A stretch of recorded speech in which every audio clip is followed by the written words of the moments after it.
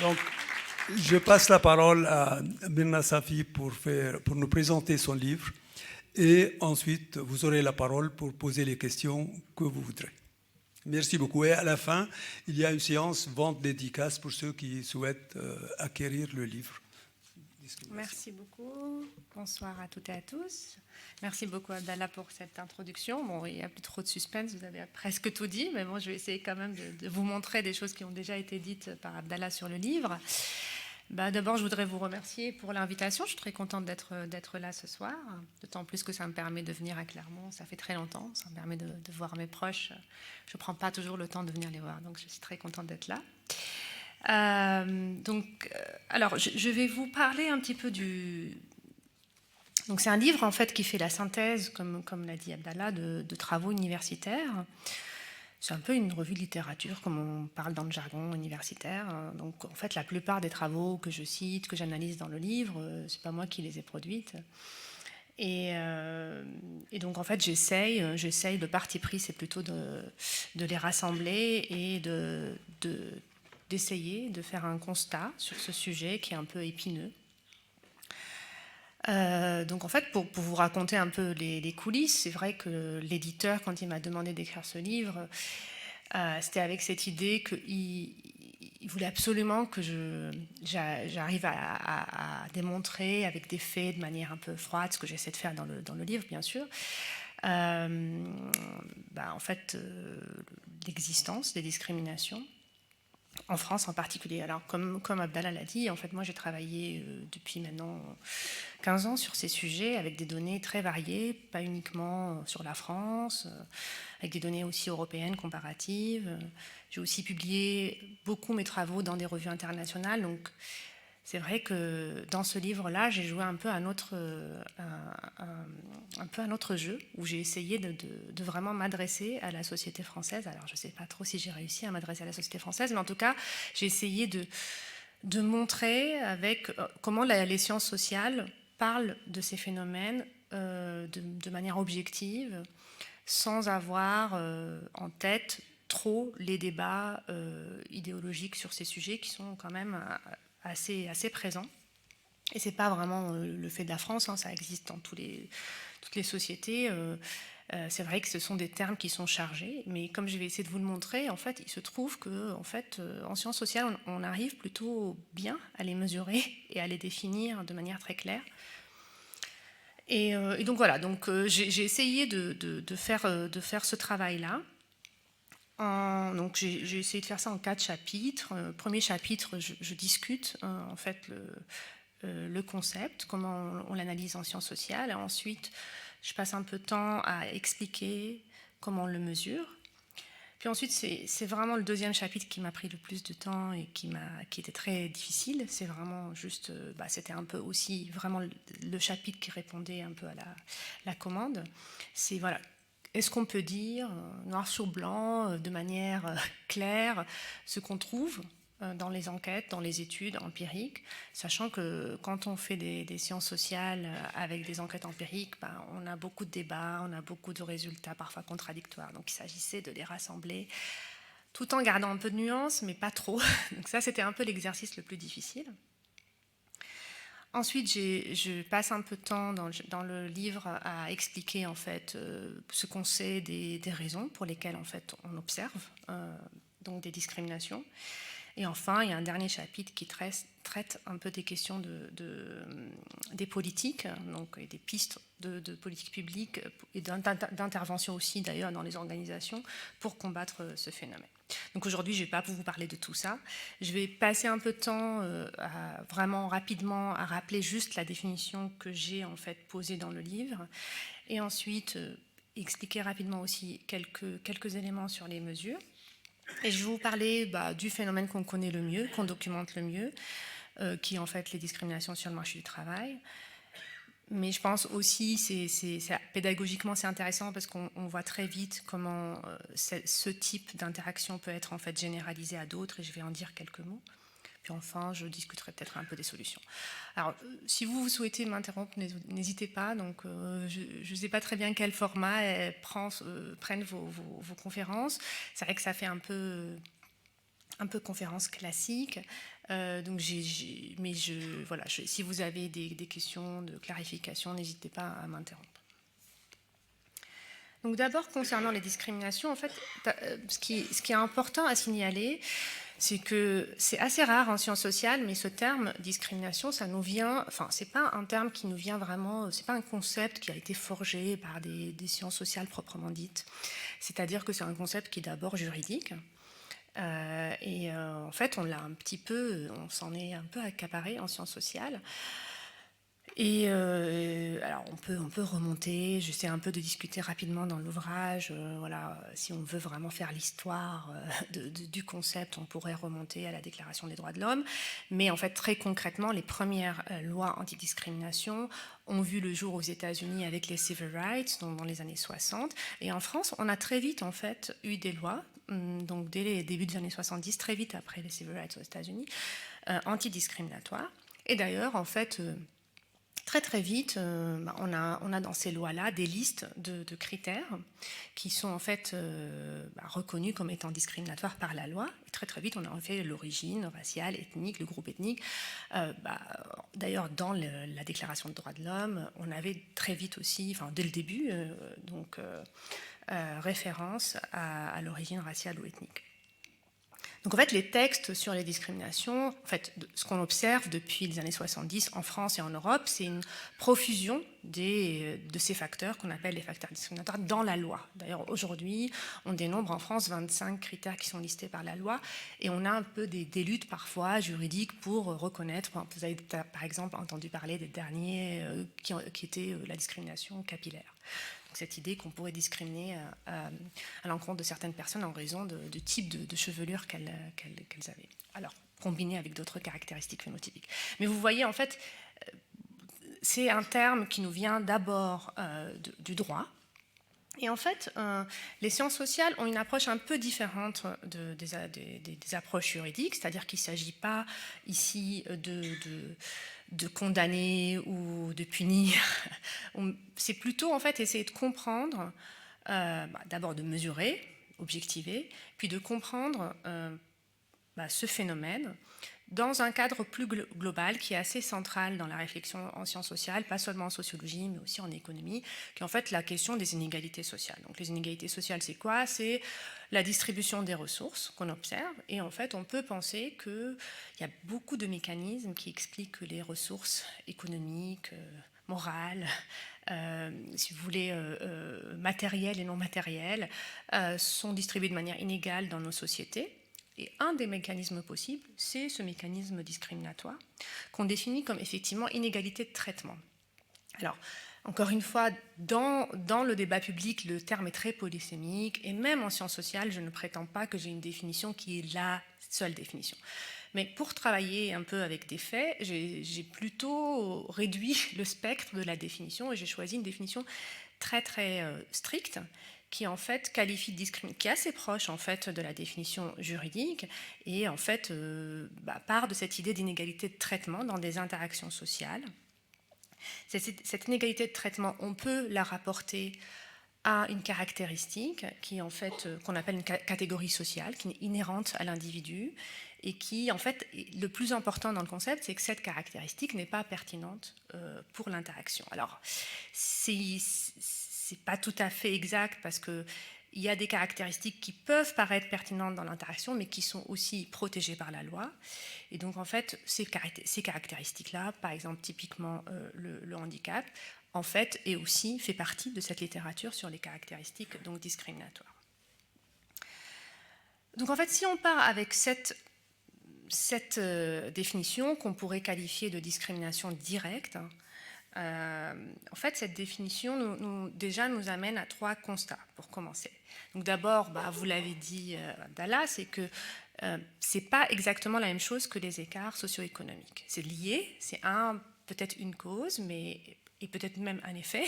On pourrait revenir là-dessus si vous voulez, mais c'est pas exactement la même chose. C'est-à-dire quand on observe des écarts socio-économiques, y compris quand on observe des écarts socio-économiques entre des groupes sociaux, par exemple entre les hommes et les femmes, on ne peut pas tout de suite crier à une inégalité de traitement. Il y a énormément de mécanismes qui font qu'on peut aboutir à des écarts socio-économiques sans qu'il y ait pour autant une inégalité de traitement dans l'interaction.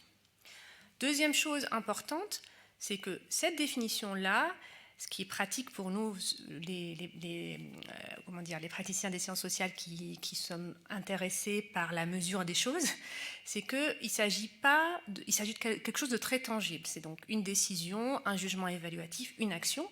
La discrimination, ce n'est pas une opinion. Là aussi, en fait, c'est assez proche quand même des définitions juridiques. Mais c'est assez différent donc de ce qui est attitude qu'on mesure aussi avec des sciences sociales, de manière un peu moins parfaite, parce qu'on n'observe pas tout à fait, on a du mal parfois à observer exactement ce que les gens ressentent, ce que les gens pensent, alors qu'en fait, les discriminations dans les études scientifiques sont souvent mesurées dans ce que les gens font. Et ça, on a quand même des faits. Alors, il faut trouver des moyens de les observer, donc je vous en parlais un petit peu, mais en tout cas, c'est très important de garder en tête cette distinction. Bien sûr, ce sont des concepts qui sont liés, le racisme et les discriminations, par exemple, ou le sexisme et les discriminations, mais les discriminations, c'est un concept plus étroit. On parle vraiment d'inégalité de traitement dans l'action. Et on peut très bien avoir des attitudes négatives et finalement être amené à ne pas traiter de manière inégale ou l'inverse. Donc la corrélation n'est pas parfaite. Et enfin, ce qui est important aussi, avant de vous montrer un petit peu quelques chiffres, c'est de rappeler que quand on travaille sur les discriminations, on est obligé de parler de catégories sociales. Donc on est obligé, quand je dis catégorie sociale, ça fait un peu terme jargon scientifique, mais en fait, on est obligé de parler de catégories usuelles que les gens utilisent dans la société. On est obligé de parler d'hommes, de femmes, d'homosexuels, de noirs, d'arabes, etc. C'est-à-dire qu'au final, ce sont les catégories qui... Ça ne veut pas dire qu'on part de l'acceptation que ce sont des catégories qui sont essentielles, mais en fait... le champ est fondé sur le fait que ce sont ces critères-là et la manière dont les gens les interprètent dans la vie quotidienne qui font qu'on va observer des inégalités de traitement. Donc on ne peut pas les mesurer sans accepter, sans manier un minimum le langage catégoriel. Voilà, donc c'est un peu les trois premières remarques pour commencer. Alors, donc aussi, ce concept-là, du coup, et en fait se prête bien à une idée qu'on a une forme d'interaction sociale. Donc là, l'interaction qu'on utilise le plus, si je vous donner un peu des exemples, c'est le recrutement. C'est une interaction très limitée, très précise. On a une candidature qui est en fait très, très importante parce qu'elle ouvre quand même l'accès à une ressource économique importante qui est l'emploi, qui structure aujourd'hui l'accès aux ressources matérielles dans nos sociétés. Mais c'est vrai que c'est une micro-interaction. Et dans cette interaction-là, il se peut, c'est une interaction qui se prête à une étude de type mesurer les discriminations, parce qu'il se peut qu'on puisse mesurer des inégalités de traitement en raison de caractéristiques qui ne sont pas des caractéristiques, encore une fois, pertinentes à cette interaction, c'est-à-dire qui sont liées au talent, à la productivité des individus, etc. Mais en fait, il y a plein d'interactions sociales qui sont comme ça dans la vie réelle. Et en fait, le champ a beaucoup augmenté ces dernières années, ces dernières décennies. D'abord dans le domaine du recrutement, mais très vite en s'étendant à toutes les interactions possibles où on pourrait imiter ce qu'on fait sur le recrutement. Donc je ne vais pas beaucoup en parler, mais dès le début, je voudrais juste attirer votre attention sur le fait que ce que je vais vous raconter sur le recrutement, on peut le faire dans plein de sphères sociales, y compris des sphères sociales qui sont moins apparentes, sont moins importantes pour les accès aux ressources économiques, par exemple la vie quotidienne, ce qu'on appelle la vie quotidienne. Donc, par exemple, typiquement, des interactions de type, quand on est dans les transports publics, qu'on demande de l'aide à quelqu'un, tout ce qui est aussi des interactions avec des administrations, donc envoyer des mails, demander des renseignements, etc. Aujourd'hui, on a beaucoup d'études qui aussi parviennent à répliquer des protocoles empiriques robustes pour mesurer dans ce type d'interaction des inégalités de traitement.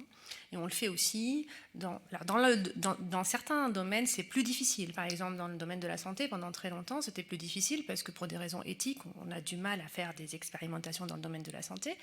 Mais aujourd'hui, avec aussi le développement du numérique, on peut faire des enquêtes très intéressantes qui reposent, par exemple, sur essayer de voir si on a des traitements différentiels des praticiens de santé via en fait des demandes de rendez-vous sur les plateformes de santé qui en fait signalent par exemple le nom, le prénom, l'âge, le genre, etc. Donc pour vous dire que le champ est en effervescence, on parvient de plus en plus à mesurer ces phénomènes au-delà du marché du travail qui a été pendant longtemps le cœur du sujet. Et le marché du logement, où on a beaucoup fait des choses aussi. Aujourd'hui, on arrive à toucher à des domaines qui étaient plus difficiles d'accès, comme l'éducation, la santé, la justice, etc.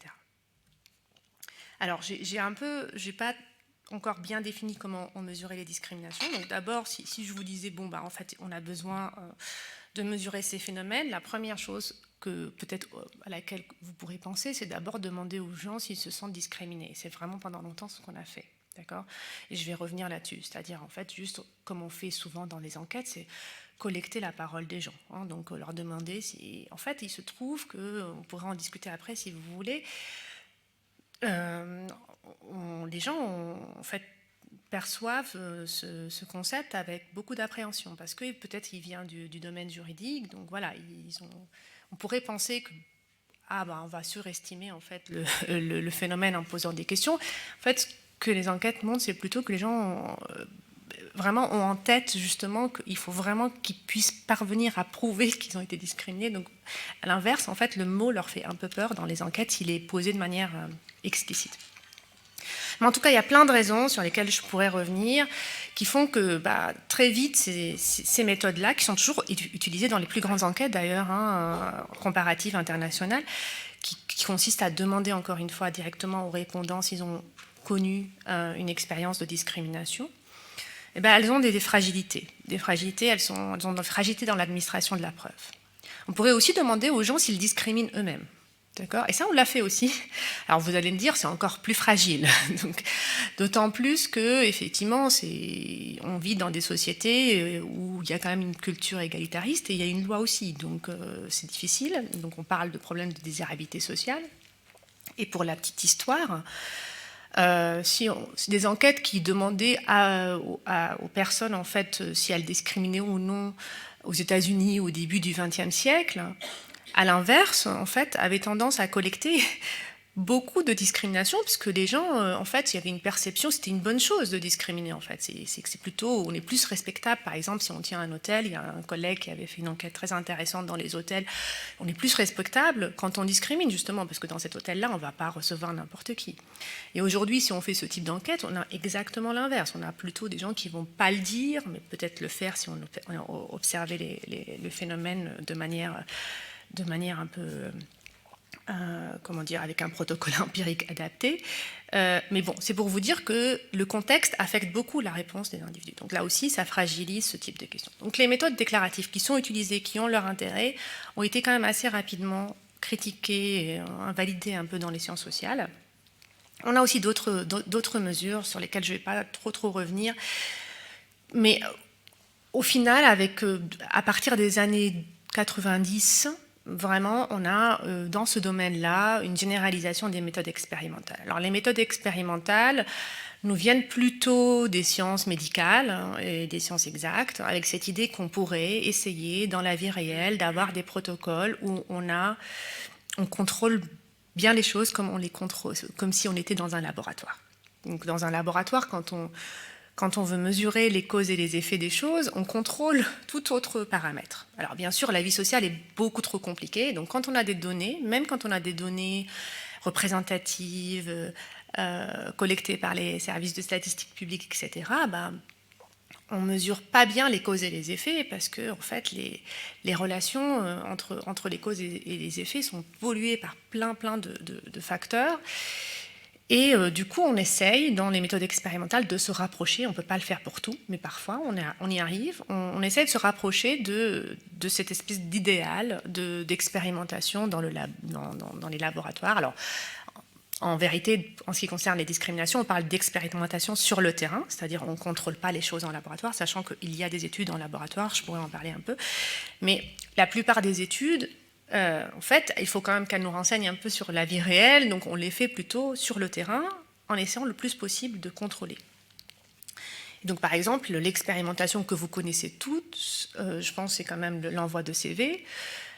c'est sûr que l'idée de l'envoi de CV, c'est qu'on répond à des offres d'emploi réelles, d'accord ? Donc on a des offres d'emploi qui sont publiées par les employeurs. On envoie des CV, donc c'est une pratique qui est tout à fait, fréquente, qui a un sens dans nos sociétés d'envoyer un CV en répondant à une offre d'emploi. Et donc c'est le début de l'interaction sociale. On n'a pas besoin de se voir, on n'a pas besoin de polluer cette interaction davantage. On a juste envoyé un CV et il se trouve que dans le CV, on a beaucoup d'informations. Et les chercheurs peuvent manipuler le CV. Alors, et donc, quand on manipule les CV, qu'est-ce qu'on fait en fait, de manière très intuitive? Pourquoi l'administration de la preuve est plus forte? C'est que quand on change dans le CV le signal qui nous intéresse, par exemple en utilisant des prénoms et des noms qui signalent l'origine ou le genre, en fait, on le fait dans un CV de manière aléatoire, ou on appelle ça randomisé, c'est-à-dire qu'en fait, on est sûr qu'il n'y a rien d'autre dans le CV. Par exemple, le CV il va avoir la tête d'un CV classique avec des caractéristiques socio-économiques, l'éducation, avec parfois l'adresse, avec l'expérience professionnelle, parfois aussi une section sur les activités diverses, etc. En tout cas, quand on affecte le nom, le prénom au CV, il est corrélé d'aucune manière avec ces caractéristiques-là qui existent dans le CV. Donc là, on est sûr que, en fait, ce qu'on mesure, c'est uniquement l'effet du nom et du prénom. Et il n'y a aucune raison de penser que les employeurs auxquels on envoie un CV minoritaire plutôt que majoritaire ont des caractéristiques différentes. Non, en fait, on le fait aussi de manière aléatoire. Donc, en fait, on répond à une offre d'offre d'emploi, pardon. Et ce qu'on fait, c'est que, aléatoirement, le CV... Alors, donc, majoritaire et minoritaire, c'est aussi un peu le langage catégoriel. Ça va dépendre beaucoup parce que dans l'ouvrage, je n'ai pas choisi un seul facteur, je parle de tous les facteurs. J'essaie de faire vraiment un cadre analytique de tous les facteurs. Donc, majoritaire et minoritaire, et ça peut dire homme et femme, ça peut vouloir dire une personne hétérosexuelle versus homosexuelle, ça peut vouloir dire une personne donc, de la population majoritaire versus de la population minoritaire quand on parle de l'origine ethnique. Mais c'est plus global, quoi. Donc c'est un peu le langage qu'on utilise aussi. Et donc je parlais de cette idée de randomisation. Donc ça c'est important de garder en tête, c'est que c'est vraiment le cœur méthodologique sur lequel repose en fait la supériorité de ces méthodes, c'est-à-dire l'idée qu'on est sûr et certain que quand on envoie ces CV, ce qu'on mesure c'est uniquement l'effet du signal. Alors après on peut discuter beaucoup de ce qu'il y a dans le signal. Donc, par exemple, qu'est-ce qu'il y a dans la tête des employeurs quand ils voient un prénom d'origine arabe plutôt qu'un prénom qui est censé être plus à connotation française. Mais en tout cas, ce qu'on sait, c'est que nous, on a juste envoyé ce signal-là. Et donc, en fait, ensuite, ce qu'on fait, c'est que en matière de recrutement, ce qu'on fait, c'est qu'on collecte très simplement juste ce qu'on appelle le callback, c'est le taux de rappel. Alors, je ne sais pas si vous voyez, mais de point de vue empirique, c'est assez facile de mettre en œuvre comme enquête. C'est-à-dire, peut-être vous avez en tête beaucoup comme on en parle dans les journaux, ou parfois il y a des associations qui font ça de manière un peu bricolée. Mais en fait, ce qu'on fait, c'est vraiment... On fait des veilles, maintenant en plus avec les job boards et le fait qu'on a beaucoup de choses qui se passent sur Internet, on fait des veilles, par exemple, on peut collecter tous les jours toutes les offres sur Pôle emploi. On peut maintenant fabriquer de manière presque industrielle, j'ai envie de dire, des CV fictifs, et on peut envoyer exactement les mêmes CV en changeant juste le signal qui nous intéresse. Et ensuite, on a des numéros de téléphone qui sont associés à ces CV et on reçoit des messageries. Donc, on n'a aucune interaction qui peut, après, mettre un doute sur le facteur. Parce qu'en fait, le problème, c'est que ces méthodes-là, on les avait utilisées au début avec des acteurs, mais très vite, on disait « Oh, il y en a peut-être un qui s'habille mieux, il y en a peut-être un qui s'exprime mieux. Même parler au téléphone, il y a plus d'aléas. » Donc là, on a vraiment une expérimentation où presque tout est contrôlé. Donc c'est un peu l'idéal type de l'expérimentation. On essaie de s'approcher de ça dans d'autres domaines, mais c'est vrai que le CV reste très très fascinant de ce point de vue-là. Pourquoi ? Parce qu'on arrive à envoyer beaucoup de choses dans le CV aussi, en termes d'information. ce qui n'est pas, par exemple, typiquement, c'est pas toujours très c'est pas très, comment dire, réaliste, envoyer énormément d'informations sur soi dans une interaction au début, dans le logement par exemple. Alors que dans le CV, c'est l'entrée sur l'emploi et c'est assez réaliste d'envoyer une liste d'informations assez importante, y compris ce qu'on aime faire comme sport. Donc voilà, c'est intéressant de voir aussi à quel point c'est un instrument du point de vue de sciences sociales qui permet d'analyser le lien entre les discriminations, par exemple, liées au genre, et d'autres types de caractéristiques socio-économiques. Je vais revenir là-dessus dans un moment. Donc alors maintenant qu'on est un peu d'accord sur les définitions et la manière de mesurer ça, je vais vous donner, en fait dans l'ouvrage ce que j'ai fait, c'est juste, je me suis beaucoup concentrée sur ces méthodes-là, alors qu'en fait le champ il pourrait être beaucoup plus large, hein. Donc je pourrais par exemple faire un ouvrage à part entière sur les inégalités observationnelles qu'on appelle observationnelles, c'est-à-dire par exemple toute la littérature colossale sur les inégalités salariales, les inégalités dans le taux d'emploi, qu'on mesure avec des enquêtes observationnelles, donc des grandes enquêtes représentatives, et qu'on mesure parfois en corrigeant les effets, par exemple, de l'âge, de lieu de résidence, etc. Mais en matière d'inégalité de traitement, ces enquêtes restent éloignées de ce concept-là d'interaction. C'est-à-dire qu'on observe finalement l'outcome de l'interaction, ou la résultante de l'interaction, mais pas vraiment l'inégalité de traitement sur le vif. Alors que ces expérimentations-là, elles sont indéniables dans leur capacité à rendre compte des inégalités de traitement. Or, ces inégalités de traitement, il faut le rappeler, elles sont interdites par la loi, je vais en parler à la fin, elles ont des conséquences négatives sur les individus, donc il y a quand même un intérêt aussi intrinsèque à les analyser, au-delà de juste de la motivation scientifique, de comprendre comment elles font que finalement on arrive à des sociétés où les inégalités persistent. Et donc, c'est là où je me suis attaquée un peu dans l'ouvrage à résumer les faits, ou synthétiser les faits, et en me concentrant un peu sur la France. Donc je vais essayer un petit peu, mais aussi en donnant quelques éléments sur la place de la France dans les comparaisons internationales.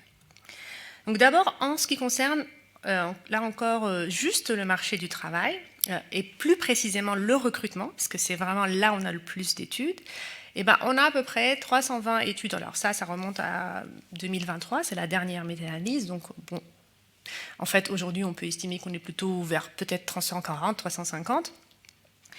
Et effectivement, c'est des études qui sont plutôt concentrées dans les pays de l'OCDE, des sociétés plutôt démocratiques et riches. Dans l'ouvrage, j'ai 2-3 pages où j'essaye de faire un petit peu une enquête sur où est-ce qu'on peut trouver dans des sociétés du Sud global des enquêtes similaires. Et j'essaye un petit peu de regarder ça, mais effectivement, on n'a pas énormément d'observations dans ces pays. Mais ça se développe beaucoup. Et le premier pays où il y a le plus d'enquêtes, donc c'est un peu vraiment, il faut vraiment revenir à l'analogie avec les sciences médicales, c'est-à-dire qu'en fait, chacune de ces expérimentations, c'est comme une expérimentation dans un labo faite par des médecins, enfin j'exagère un peu, mais oui, c'est un peu quand même, ça a une validité interne forte, comme on dit, parce qu'elle mesure les causalités, mais par contre, c'est souvent dans un périmètre particulier, avec sur une année particulière, avec peut-être quelques métiers, etc.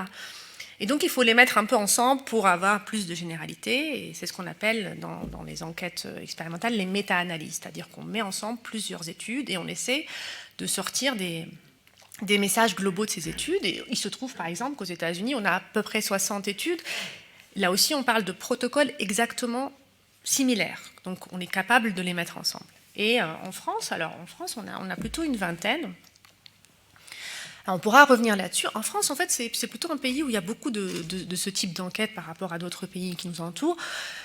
Peut-être aussi parce qu'en France, on a, notamment sur la question de l'origine, on n'a pas beaucoup de facilité à avoir des enquêtes statistiques sur l'origine, pour des raisons peut-être que vous connaissez, c'est-à-dire qu'on a pendant longtemps eu vraiment un tabou sur ces questions. Donc et pour l'instant, on n'a toujours pas vraiment des questions déclaratives. On a un peu des questions sur les pays de naissance, sur les pays de naissance des parents, et on pourra revenir là-dessus si ça vous intéresse. Mais une des réponses à une demande répétée d'avoir des données sur l'origine autodéclarée, comme dans les grandes démocraties qui, en fait, par exemple, même au Royaume-Uni, aux États-Unis, et au Canada, dans les grands pays où il y a quand même un peu une histoire migratoire forte et ensuite des inégalités liées à l'origine. En fait, on pose les questions de manière autodéclarée aux individus, de dire à quel groupe ils appartiennent. Et ça, pendant longtemps, en France, jusqu'à maintenant, on est très, très opposé à ça, et pour des raisons qui sont, par ailleurs, au moins partiellement valables. Mais en tout cas, la réponse à ces demandes-là était plutôt on peut mesurer ces choses-là en faisant des expérimentations. Donc ça a plutôt favorisé en fait, les expérimentations en France par rapport à d'autres pays. Et donc, en fait, qu'est-ce qu'on teste dans ces expérimentations? En fait, il se trouve qu'on teste la plupart du cas. Donc, là, je vous parle dans le monde, dans ces 320 études. En fait, plus que la moitié de ces études testent en fait l'effet de l'origine. C'est un peu la raison pour c'est un peu pareil que ce que je viens de dire pour la France. C'est souvent parce que c'est des choses qui sont plus difficiles à mesurer dans les enquêtes statistiques, donc on va le faire dans les expérimentations. Et un bon tiers regarde l'effet du genre. Et après, les autres facteurs de discrimination sont moins présents dans les études. Là, on parle juste du recrutement, encore une fois, sachant que le recrutement, c'est l'interaction la plus testée.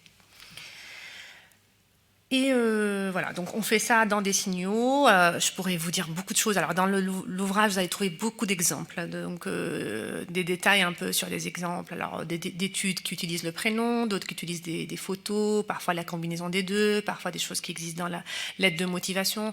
Si vous avez envie d'en savoir plus, n'hésitez pas à me poser des questions. Mais en tout cas, encore une fois, c'est ce CV qui nous permet d'envoyer tous ces messages et d'essayer de mesurer leurs effets. Et donc, quand on met ensemble ces enquêtes et qu'on essaie de dire, voilà, combien il y a, c'est quoi la première caractéristique discriminatoire, par exemple, on peut faire ça, on peut faire cet exercice de comparer les facteurs, on peut faire l'exercice de comparer les pays, et on peut juste donner une mesure. Donc, en fait, souvent, la mesure qui ressort dans le recrutement, c'est quand même la mesure très forte de discrimination à raison de l'origine. Là encore, je parle dans le monde, donc à partir dans le monde, dans les pays qui testent, qui ont testé, on a plusieurs études au moins. Et alors, vous allez essayer je vais essayer de vous donner des chiffres un peu intuitifs, mais c'est vrai que les mesures parfois diffèrent entre les études. Mais en gros, ce qu'on veut, c'est juste un rapport de chance. Donc, on peut savoir c'est quoi la chance de quelqu'un dont le CV signale une origine majoritaire de recevoir un coup de fil qui lui dit je suis intéressé par votre profil par rapport à quelqu'un qui est minoritaire. Et ça, on peut le mesurer de manière relative ou absolue. Souvent, on donne le chiffre absolu parce que c'est très intuitif pour les gens de se dire en fait, c'est 1,4 fois plus. Donc voilà, c'est 1,4 fois plus de chance donc pour un majoritaire en moyenne dans ces sociétés, tout groupe confondu, de recevoir un callback, donc un rappel téléphonique positif, au moins l'invitant en entretien, donc pour la suite d'envoi de CV.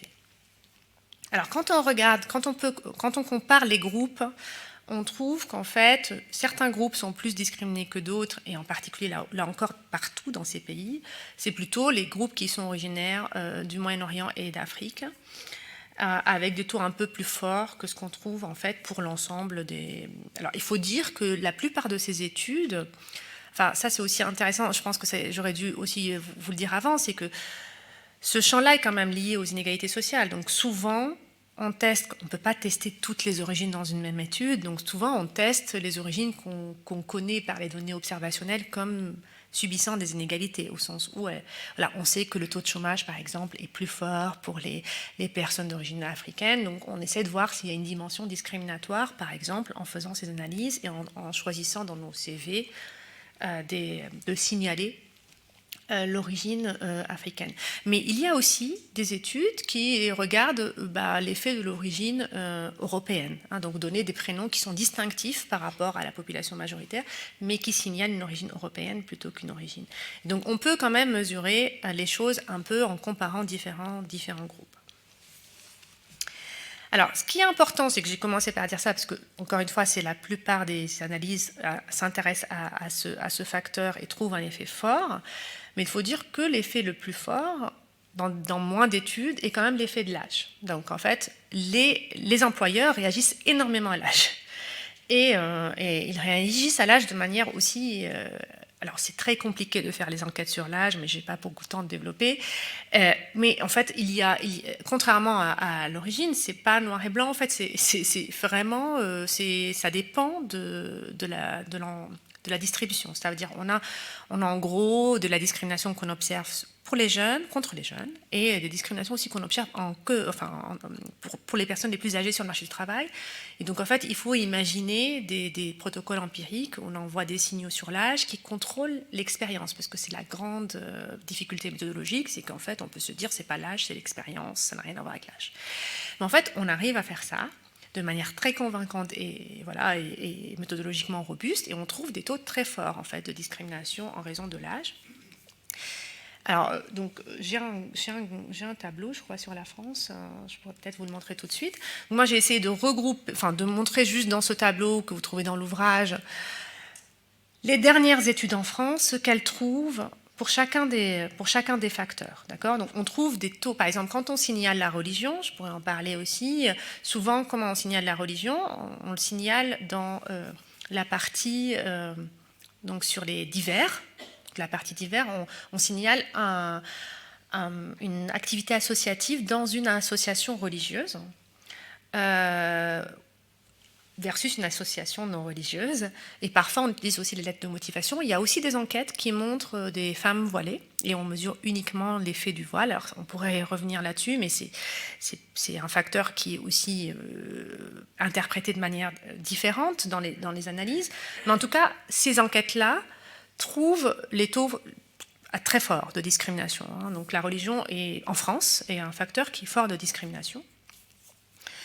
Et là, le handicap, par exemple, du même ordre à peu près, donc autour de 30% moins. Là, ici dans ce tableau, je l'exprime en relatif, c'est-à-dire qu'en fait, donc une personne qui signale un handicap, souvent dans les enquêtes sur le handicap, ce qu'on signale, c'est un handicap moteur. Là aussi, avec cette idée qu'on veut contrôler la productivité, donc il n'y a aucune raison de penser que cette personne n'est pas capable de faire le job. Et donc, souvent, ce sont plutôt des handicaps moteurs. Alors, il y a quelques enquêtes qui ont fait quand même des handicaps mentaux, mais en tout cas, on trouve pour les handicaps moteurs quelque chose qui est du même ordre de la discrimination à raison de l'origine. La discrimination qui ressort le plus, c'est la discrimination à raison de l'âge. Voilà, alors je pourrais vous montrer un peu plus de détails, mais peut-être je vais passer... Je vais vous parler quand même du genre, parce que c'est important. C'est qu'en fait, dans les analyses sur le genre, dans le recrutement, je voudrais juste préciser ça, en France, les dernières enquêtes qu'on a faites montrent un taux de discrimination 0 dans le recrutement. Ça veut dire qu'en fait, on n'a pas de discrimination à l'encontre des femmes ni des hommes, en moyenne, sur le marché du travail en France, dans le recrutement. Et ça, c'est un résultat qui est aujourd'hui un fait stylisé, comme on dit, c'est-à-dire qu'on le retrouve dans beaucoup de pays de l'OCDE.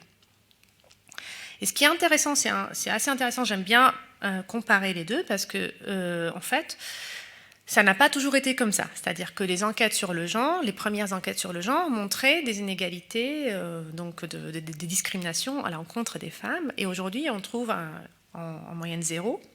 Donc ça, c'est la première chose à savoir. Alors que sur l'origine, ce qu'on trouve, c'est une grande stabilité. C'est-à-dire même dans des pays où il y a des politiques, on trouve que ça n'a pas trop bougé. On trouve toujours le même chiffre, autour de 1,5, donc 1,5 fois plus de chances pour un candidat majoritaire de recevoir un callback.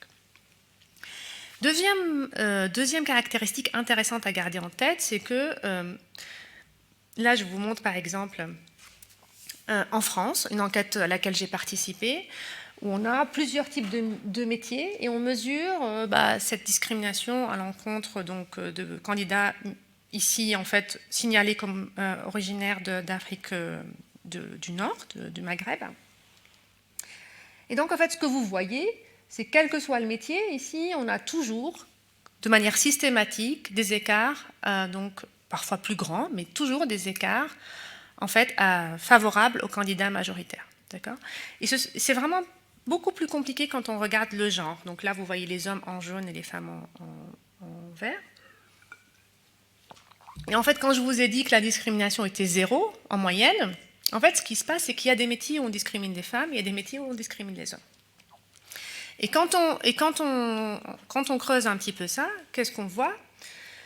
On voit qu'en fait, on pourrait raconter cette histoire en simplifiant un peu, mais on pourrait raconter cette histoire comme étant une histoire de rattrapage, c'est-à-dire qu'en fait, les métiers qui sont très masculinisés vont avoir tendance aujourd'hui à discriminer les hommes pour rattraper, parce qu'en fait, il y a des politiques publiques qui, en fait, sont des politiques qui surveillent, au moins, parce que dans les rapports RSE, on doit quand même donner la proportion des employés, femmes, hommes, etc. Donc, puis on a des législations européennes qui sont contraignantes et nationales, qui font que, en fait, on a besoin de se rapprocher de ce benchmark d'égalité. Donc on le voit aujourd'hui, on le voit dans cette phase de discrimination à l'encontre des hommes dans les métiers masculinisés. Mais on a quand même, dans les métiers masculinisés qui sont manuels, toujours une discrimination des femmes, c'est intéressant. Donc le caractère manuel du métier reste en fait peu propice à la féminisation. Et inversement, alors pour des raisons dont on pourrait discuter, on trouve que les métiers féminisés discriminent les hommes, alors qu'on pourrait penser qu'eux aussi, ils auraient besoin d'équilibrer un peu. Mais on a quand même une résistance dans ces métiers aussi d'une forme de discrimination envers les hommes. Donc on a une histoire plus complexe, c'est-à-dire on a une histoire qui donne en moyenne 0, mais on a des choses qui se passent différemment dans différents métiers. Et la féminisation et la masculinisation des métiers est un facteur qui explique beaucoup la variabilité. Ce qui nous fait penser au rôle de stéréotype, là j'avance un petit peu sur la partie mécanisme, c'est-à-dire qu'en fait le contenu d'un job a un sens féminin ou masculin, et c'est ce qui fait qu'en fait on a quand même cette espèce d'hétérogénéité dans le niveau de discrimination selon l'origine. Voilà, je pourrais vous dire encore quelques mots, peut-être que je vais passer vite, mais on a aujourd'hui des... Alors, je vous ai un peu parlé des protocoles, comment fabriquer ces enquêtes. Aujourd'hui, on peut aller vraiment beaucoup plus vite avec les méthodes numériques, les outils numériques. C'est-à-dire qu'avant, on collectait, jusqu'à maintenant on le fait encore beaucoup, on collecte des réponses, par exemple des numéros de téléphone pour inviter à des entretiens. Aujourd'hui, on est capable d'observer comment les employeurs ouvrent, par exemple, un CV numérique. On est capable d'observer combien de temps ils passent sur un CV, notamment quand c'est des conventions avec des job boards ou des services de statistiques publiques tels que Pôle emploi qui existent dans d'autres pays, qui nous permettent en fait de faire ces enquêtes. Et donc on est très très proche de la tête, enfin même si on n'a rien demandé aux employeurs encore une fois, mais on regarde leur comportement, on regarde comment ils traitent, parce que ce qui nous intéresse, c'est comprendre pourquoi ils font ça en fait, parce que toutes les théories économiques en fait, prédisent que normalement, enfin en tout cas le modèle économique classique prédit qu'on ne devrait pas faire ça trop longtemps parce que ça va leur faire perdre des parts de marché en fait, de discriminer s'ils considèrent des caractéristiques qui ne sont pas pertinentes pour leur productivité. Donc au final, en fait, ils vont se retrouver par des mécanismes de compétition économique évincés du marché. Et pourquoi on observe que quand même c'est quelque chose qui reste, etc. Donc il faut trouver d'autres explications que des explications totalement rationnelles. Donc je vais revenir un petit peu là-dessus. Mais en tout cas, les résultats de ces travaux-là, qui sont aujourd'hui les travaux, on va dire, les plus innovants, c'est qu'en fait, ces choses-là arrivent très très tôt. Donc c'est pour ça que c'est intéressant le recrutement. Les billets arrivent très très tôt dans un process, par exemple, d'évaluation. Et que parfois, même il y a des enquêtes qui disaient, mais en fait, on a l'impression que les employeurs s'arrêtent déjà au nom et au prénom, ils ne lisent pas la suite, quoi. Et c'est pas forcément ça pas forcément parce qu'ils ont une hostilité particulière, ça peut exister, mais ça n'est pas le phénomène le plus massif. C'est qu'il y a une discrimination déjà dans l'attention qu'on accorde en fait à une candidature. Et ça, on peut le mesurer aujourd'hui avec ces méthodes-là, en regardant par exemple, encore une fois, le temps qu'on passe sur un CV. On peut regarder même jusqu'où on peut scroller quand on a bien imaginé son protocole, on peut regarder jusqu'où on peut scroller, jusqu'à quelle information on va lire ou pas lire. Donc on est en train d'avancer vraiment à une vitesse assez vertigineuse dans ces études, et le CV reste un outil assez incroyable, même si aujourd'hui on a d'autres enquêtes sur d'autres domaines. Alors, la place de la France dans les comparaisons internationales, donc vous en avez un peu parlé, Abdallah. Donc en fait, c'est vrai qu'on a envie de savoir. En France, on répète beaucoup que ces questions-là nous viennent des États-Unis. Alors aujourd'hui, c'est intéressant parce que c'est un peu l'inverse. Maintenant, le schéma s'est inversé avec les États-Unis qui sont devenus très très conservateurs sur ce sujet. Mais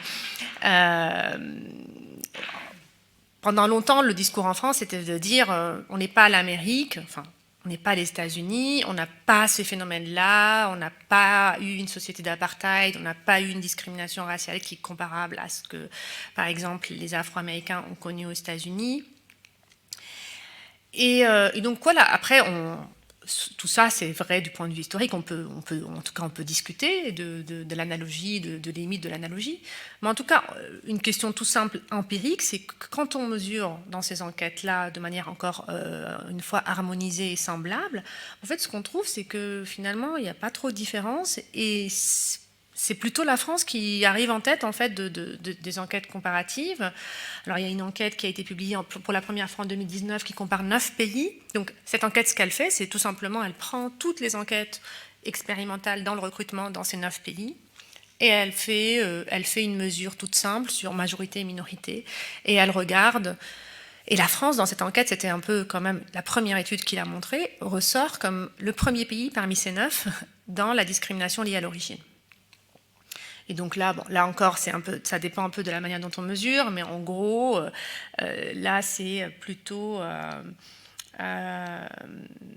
donc en fait, là, c'est plutôt le pourcentage de callback qu'une personne blanche. Alors là, dans la publication, ils disent blanche, mais en fait, en France, c'est pas vraiment, on ne peut pas le mesurer comme ça. En tout cas, on le mesure comme majoritaire, et souvent, les enquêtes expérimentales vont plutôt utiliser des prénoms et des noms à consonance arabe ou africaine subsaharienne. Et on trouve qu'en France, l'avantage des majoritaires est plutôt de l'ordre de 80%, alors qu'aux États-Unis, on a 33%. Alors, si vous voulez, on pourra en discuter ensuite. Pourquoi? Ça peut paraître très, très étonnant que ça soit plus fort. D'autres enquêtes, ensuite, ont un peu plus nuancé, mais en tout cas, ce qu'on trouve, c'est qu'en Europe, en général, les taux sont très proches des États-Unis. Mais en fait, comment ça se fait qu'on a quand même des taux aussi élevés, alors que, par exemple, on a des enquêtes qui montrent que les attitudes, vraiment, les attitudes envers, par exemple, les minorités sont plus positives en France qu'aux États-Unis. Un indicateur même qui va au-delà des attitudes, l'intermariage en France est beaucoup plus fort. Donc ça nous dit quand même des choses sur l'ouverture de la société par rapport aux États-Unis, où l'intermariage était historiquement très bas, notamment entre les Noirs et les Blancs. Ça a décollé, mais ça a pris beaucoup de temps pour décoller.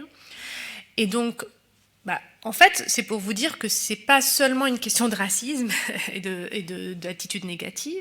Ça peut être beaucoup le fonctionnement de le marché du travail, ça peut être beaucoup le type de stéréotypes qu'on a, qui sont répandus envers les minorités, qui matchent bien avec des exigences des employeurs, du coup sont très efficaces pour le tri.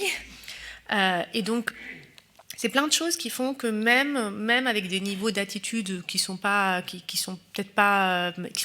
plutôt plus favorables, on trouve des niveaux de discrimination plus forts en France. Alors j'avais aussi encore une slide, mais peut-être que je vais passer un peu sur les chiffres. Je vais vous parler un petit peu plus sur les limites aussi de ces enquêtes, et puis peut-être vous me dites quand je dois m'arrêter parce que je ne veux pas être trop longue. Donc, d'abord, en fait, ces méthodes expérimentales sont très coûteuses, donc il faut beaucoup d'argent, pour le dire très crûment, pour une étude, pour développer une étude.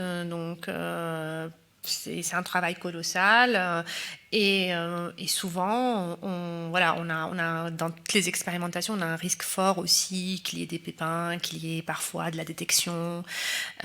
Donc, il y a des enjeux qui font que c'est coûteux. Parfois, c'est tout simplement pas faisable. Donc, j'ai évoqué ça au début, dans plein de domaines, alors qu'on peut penser que ce type d'inégalité de traitement est très répandu. Par exemple, typiquement, imaginons dans l'éducation. Là aussi, c'est super important dans les classes de savoir comment les enfants sont traités. Or, c'est très difficile de mettre en place des expérimentations pour des raisons éthiques. On ne va pas envoyer des élèves, on ne va pas jouer la comédie dans la classe. C'est pareil pour la santé, on ne va pas donner un traitement à l'un et pas à l'autre, etc. Donc, il y a plein d'interactions hyper importantes qui structurent les inégalités sociales où ce genre de choses n'est pas faisable. Et donc, on a envie quand même de dire qu'on peut penser que ça peut quand même exister les inégalités de traitement là-dedans. Donc, des questions validité externes dont j'ai parlé, donc c'est cette idée juste que si on généralise ça au-delà de ces enquêtes, qu'est-ce qu'on obtiendrait? Et puis surtout, c'est un point important, la question du ressenti des gens. C'est-à-dire qu'il se trouve, alors ça c'est vraiment la frontière de la recherche aujourd'hui, c'est-à-dire que tout ce qu'on fait là avec ces enquêtes, on se fiche un peu de ce que les gens ressentent. Et en fait, il est très très possible que ni les discriminants ni les discriminés ne soient au courant ou n'aient conscience d'être en fait impliqués dans ce type d'interaction. Nous, on l'observe de manière, en utilisant en fait, encore une fois, dans ces enquêtes, de manière un peu intrinsèque, on utilise un peu ce qu'on appelle en fait la deception en anglais, c'est le fait de ne pas être honnête, quoi, la malhonnêteté. Donc on est en train de tromper les gens en fait, on est en train d'envoyer un CV. Et d'ailleurs, c'est un des arguments qui est utilisé parfois pour combattre ces études, disant ça fait perdre du temps aux employeurs, ils sont là à traiter ces CV. Et nous, on est en train en fait, de les arnaquer. En fait. On les envoie les CV pour essayer de voir s'ils sont discriminants ou non.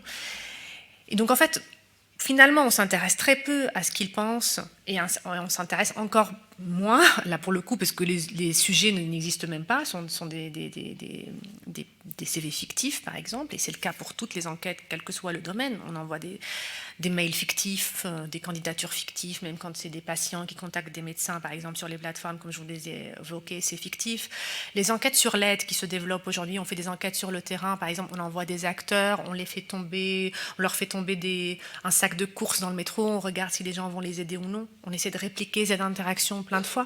C'est pas des vrais gens, c'est des acteurs avec qui on répète plein de fois la même interaction. Ou par exemple des acteurs qui demandent l'heure, ou plutôt là c'est un peu les dernières études, demander son chemin et voir si par exemple quelqu'un va sortir son téléphone ou non pour montrer le chemin. Bref, on peut faire plein de choses, mais c'est vrai que oui.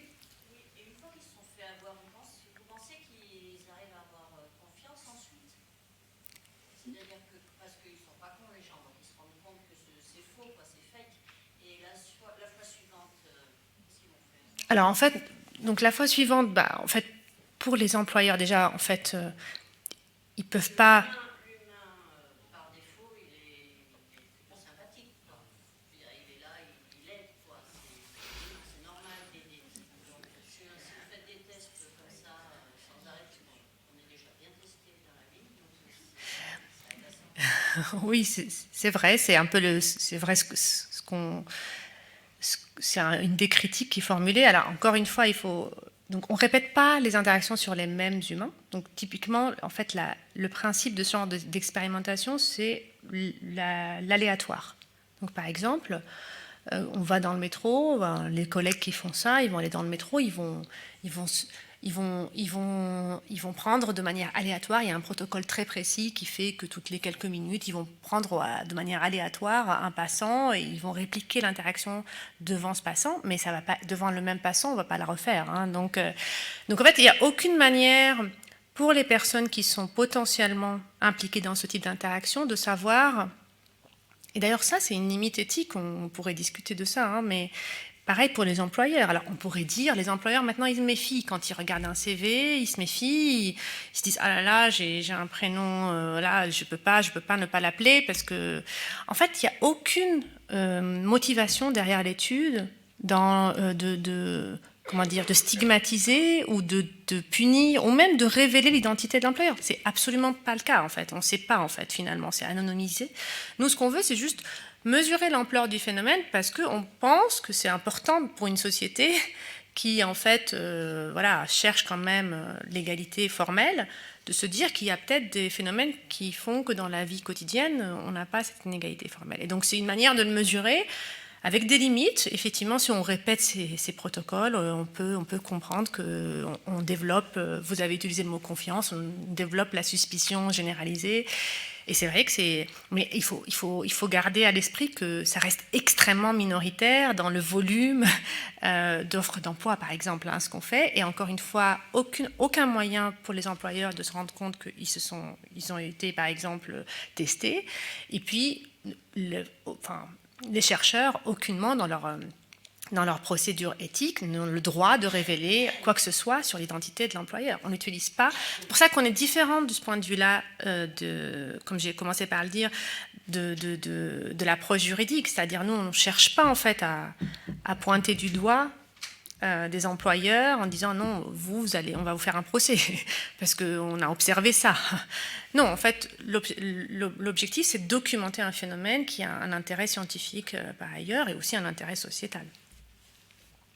Et donc je disais juste que pour les personnes aussi qui subissent ce type d'inégalité de traitement, souvent, dans la plupart des cas, elles ne sont pas conscientes de ça. C'est-à-dire qu'en fait, quand on envoie un CV, on a reçu un refus, on ne peut pas dire « Ah, en fait, il y en a quelqu'un d'autre, il y a une autre personne qui a le même profil que moi ». Ça arrive très rarement, ça. On ne sait pas, en fait. On ne connaît pas le pool des candidats.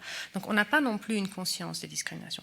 Donc, c'est pour ça que ces enquêtes ont des limites. C'est que par rapport à ce par quoi j'ai commencé, c'est-à-dire cette idée qu'on peut demander aux gens directement, on pourrait même répliquer, et on pourrait en discuter, que c'est plus intéressant de demander aux gens, parce qu'au final, c'est ça qui est très important dans la société, c'est de comprendre ce que les gens ressentent, parce que c'est ça qui va impacter leur action, leur choix, leur vote, par exemple. Donc, on a quand même ici un petit problème de lien entre les faits qu'on observe et le ressenti des individus. Et donc, c'est pour ça que, par exemple, une question, c'est avec ces enquêtes-là, on n'a pas d'informations sur ce qui se passe après le recrutement. Alors qu'on peut penser qu'il y a en fait le gros de ces inégalités de traitement vont se passer après cette interaction avec le CV. Donc, là, il y a quelques études qui ont essayé de faire ça, mais c'est très compliqué. Ce que je voulais surtout vous montrer, c'est par exemple un résultat qui peut paraître... si on demande aux gens, on leur pose une question, et on leur dit « Est-ce que vous avez été discriminé dans votre recherche d'emploi ou dans votre lieu de travail ?» D'accord ? Et là, je compare les femmes et les hommes dans une dernière étude qui a été faite en 2020 en France. Et en fait, ce que vous voyez, c'est que les femmes déclarent beaucoup moins de discrimination dans leur recherche d'emploi, d'ailleurs en lien avec ce qu'on a trouvé, nous, en 0, souvenez-vous. Par contre, beaucoup plus sur le lieu de travail. Et ça, on n'est pas capable de le mesurer. Donc voilà, c'est un peu les limites. On le voit aussi d'ailleurs pour les minorités également, sur le lieu de travail, dans l'interaction. Donc on est toujours en train de faire une micro-représentation de la réalité qui est beaucoup, la nébuleuse des inégalités de traitement est beaucoup plus importante. Et le ressenti des gens, alors après, vous allez me dire, si les gens disent ça, c'est pas du tout sûr que ça soit vraiment une inégalité de traitement. Mais en tout cas, leur ressenti est beaucoup plus fort sur le lieu de travail que dans la recherche d'emploi. Bon, peut-être que peut-être qu'on peut revenir dans la discussion, peut-être vaut mieux prendre des questions-réponses.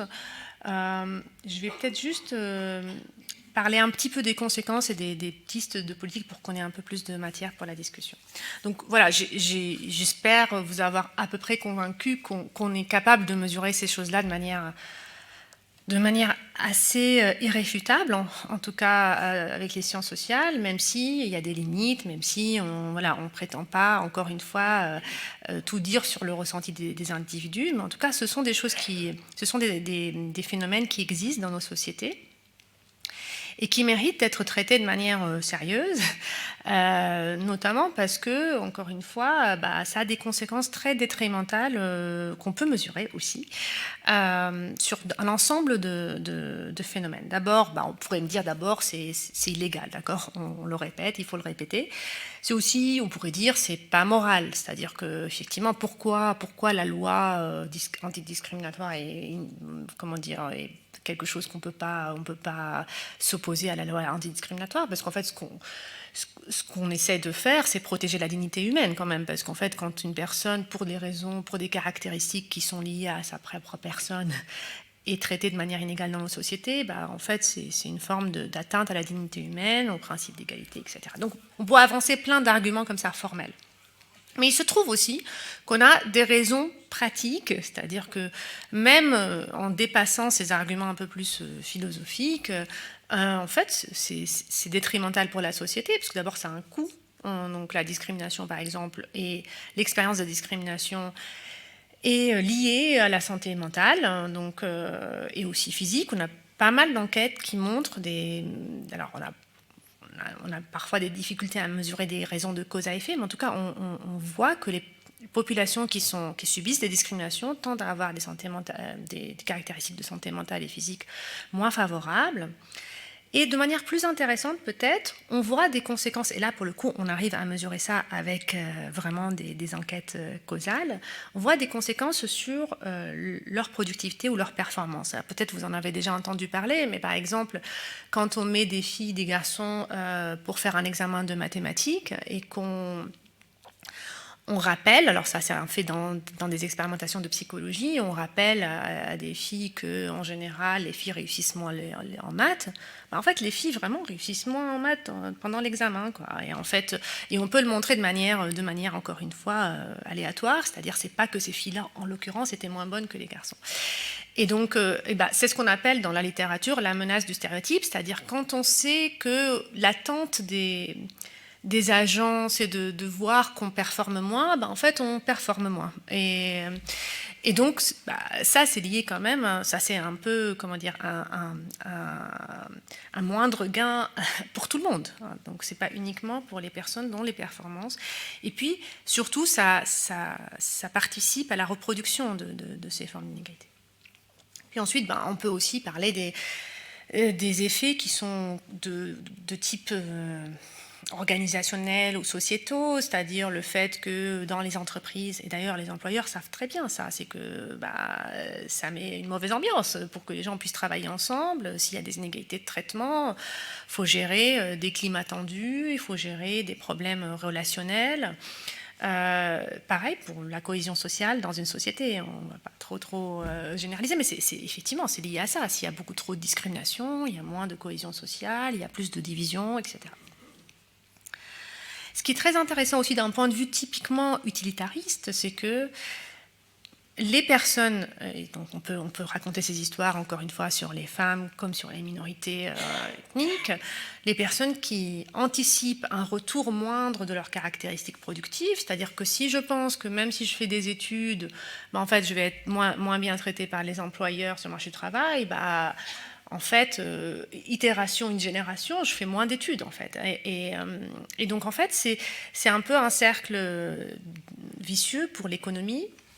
Et d'ailleurs, on a essayé, France Stratégie a essayé de chiffrer le coût sur le marché du travail, juste les discriminations sur le marché du travail, sans parler ni des coûts sur la santé, ni des coûts sur les performances. Juste si toutes les personnes qui sont discriminées avaient un emploi sur le marché du travail en France, alors c'est un contrefactuel un peu plus compliqué à raconter, mais en tout cas, France Stratégie a essayé de chiffrer ça, et le coût des discriminations, c'est entre 3 et 14% du PIB en France. Donc bon, les employeurs, ils entendent ce type d'argument aussi, c'est-à-dire que d'ailleurs, on pourrait en revenir, mais en France, c'est surtout le secteur économique qui a été un peu proactif pour dire il faut lutter contre ce type de choses. Alors, qu'est-ce qu'il faut faire ? En fait, là, dans l'ouvrage, il y a tout un chapitre là-dessus, donc je n'ai pas le temps de revenir sur ça. Ce que je voudrais dire juste, c'est que quand on regarde... Donc c'est une question très compliquée, il n'y a pas de formule toute faite, il n'y a pas de solution magique.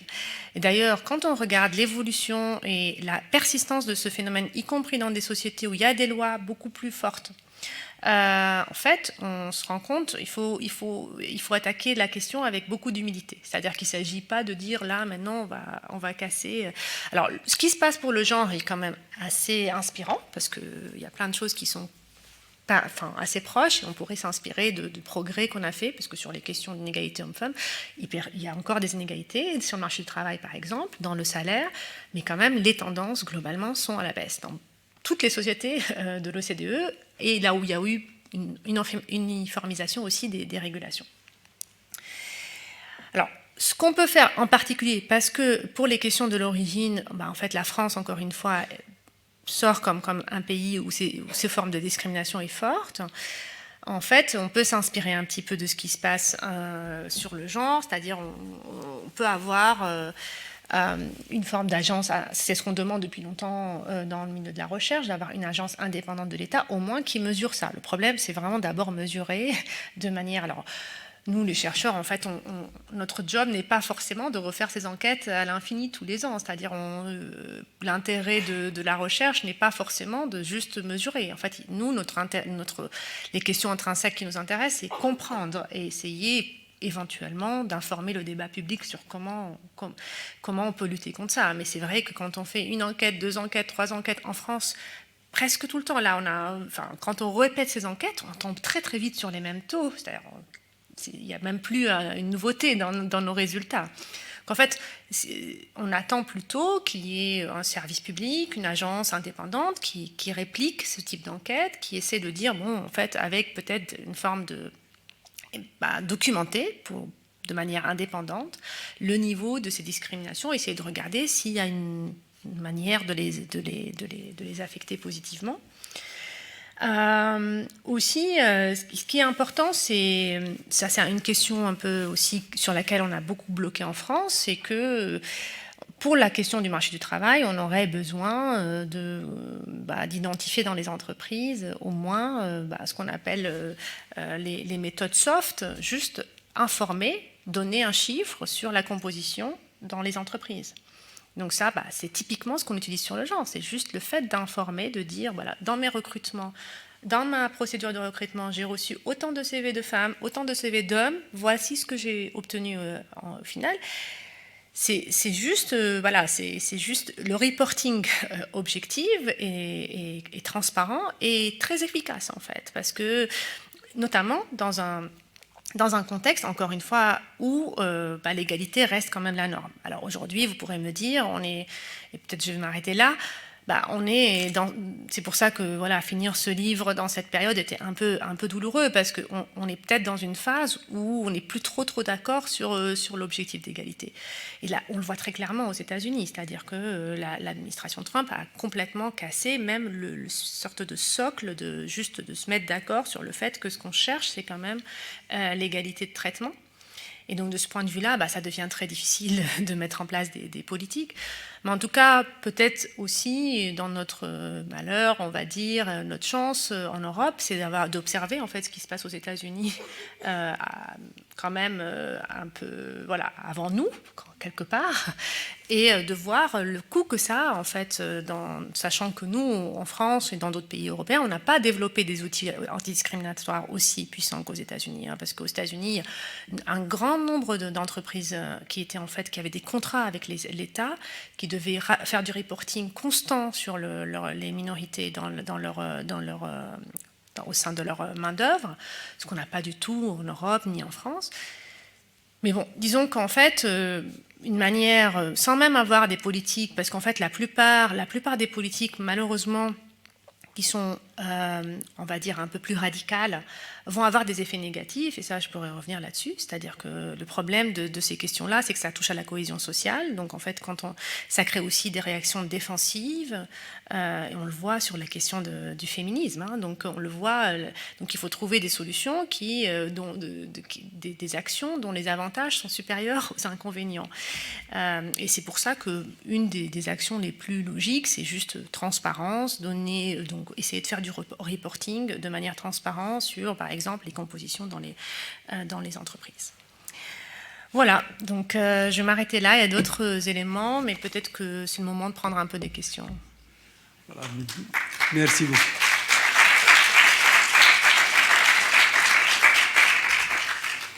Merci beaucoup donc, pour cet exposé.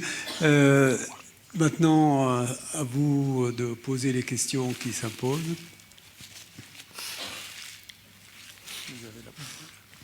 Bon, pour vous encourager, je vais peut-être en poser une, pour commencer. Alors, vous avez parlé comment lutter contre les discriminations, disons les pistes de solutions éventuelles. On voit qu'il n'y a pas de solution miracle pour ces ces discriminations-là. Mais il n'y a pas que les discriminations directes dont vous avez longuement parlé. Il y a aussi ce que vous appelez les discriminations indirectes, voire ou systémiques ou structurelles, contre lesquelles il me semble que c'est un peu plus facile de lutter. Enfin, vous prenez dans le livre l'exemple, par exemple, des moyens donnés à l'école, des moyens différenciés en fonction des quartiers. Oui. Alors, c'est une discrimination indirecte, systémique ou institutionnelle, je ne sais pas comment. Il y a aussi le problème des cumuls des discriminations. Il y a des populations, enfin des groupes qui subissent des discriminations cumulatoires, quoi. C'est-à-dire qui se...